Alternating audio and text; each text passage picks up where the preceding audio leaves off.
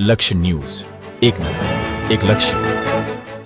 અમરેલી જિલ્લાના બગસરા અને ધારી ખાતે કરોડોના ખર્ચે તૈયાર થયેલા સરકારી હોસ્પિટલનું આરોગ્ય અને પરિવાર કલ્યાણ વિભાગના કેબિનેટ મંત્રી ઋષિકેશ પટેલના હસ્તે લોકાર્પણ કરાયું. છેલ્લા ઘણા વર્ષોથી આરોગ્યની સેવા માટે 3 કિલોમીટર સુધી દર્દીઓને થતા ધક્કામાંથી મુક્તિ મળી છે, ત્યારે આજે આરોગ્ય મંત્રીએ વિધિવત બંને CHC સેન્ટર હોસ્પિટલના લોકાર્પણ કર્યા હતા. આજે અમરેલીના આંગણે કેબિનેટ મંત્રી ઋષિકેશ પટેલ પધાર્યા હતા. ધારી CHC સેન્ટરના લોકાર્પણ કર્યા હતા.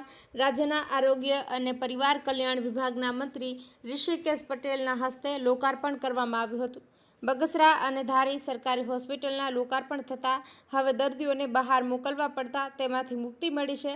રાજ્ય સરકાર દ્વારા બગસરા તાલુકા અને ધારી ગીર પંથકની જનતાને અતિ આધુનિક સારવાર સાથેની સુવિધાઓ મળે તે માટે સરકારી હોસ્પિટલના નવનિર્માણ માટે કરોડો રૂપિયાના ખર્ચે તૈયાર થયેલા હોસ્પિટલની લોકાર્પણ આરોગ્ય મંત્રીએ કર્યું હતું. આ લોકાર્પણ પ્રસંગે ધારાસભ્ય જેવી કાકડિયા, ધારાસભ્ય મહેશ કસવાડા, ધારાસભ્ય જનક તળાવૈયા સહિતના અનેક નેતાઓ ઉપસ્થિત રહ્યા હતા. રાજ્યના આરોગ્ય મંત્રી ઋષિકેશ પટેલના હસ્તે સરકારી હોસ્પિટલનું લોકાર્પણ કરી ખુલ્લું મુકાયું હતું અને આ સરકારી હોસ્પિટલમાં 30 જેટલા બેડની સુવિધા સાથે ડાયાલિસિસ વિભાગ, દાંતનો વિભાગ, ફિઝિયોથેરાપી, એક્સ-રે, બાળકો તેમજ બ્લડ સ્ટોરેજ યુનિટ સહિત વિવિધ વિભાગનો સમાવેશ કરવામાં આવ્યો છે, જેનું લોકાર્પણ આરોગ્ય મંત્રીના ઋષિકેશ પટેલના વરદ હસ્તે કરવામાં આવ્યું.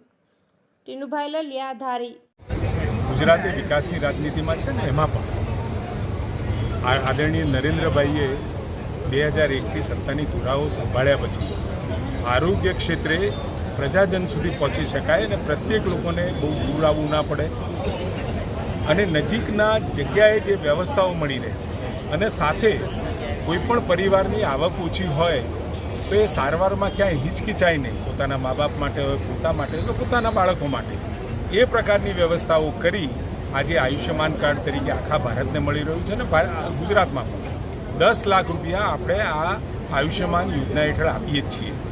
અને આપણે જે પણ કોઈ 2025ની વસ્તી અને અંતર પ્રમાણે પૂરતા પ્રમાણમાં CHC, PHC, સબ સેન્ટર અને સબ ડિસ્ટ્રિક્ટ હોસ્પિટલ આપણે પ્રોવાઈડ કરી ચૂક્યા છીએ. એના સિવાય પણ દરેક લોકોને સુપર સ્પેશિયાલિટી સગવડ માટે અમદાવાદ ના આવવું પડે, એના માટે સુપર સ્પેશિયાલિટી સગવડો સુરત, વડોદરા, રાજકોટ, ભાવનગર અને જામનગર સુધી વિસ્તરે એના પ્રયત્નો પણ ચાલુ થયા છે. અને આ વર્ષે લગભગ હું માનું છું ત્યાં સુધી આ વ્યવસ્થાઓનો વ્યાપ વધારવાનું કામ પણ ચાલુ કર્યું છે.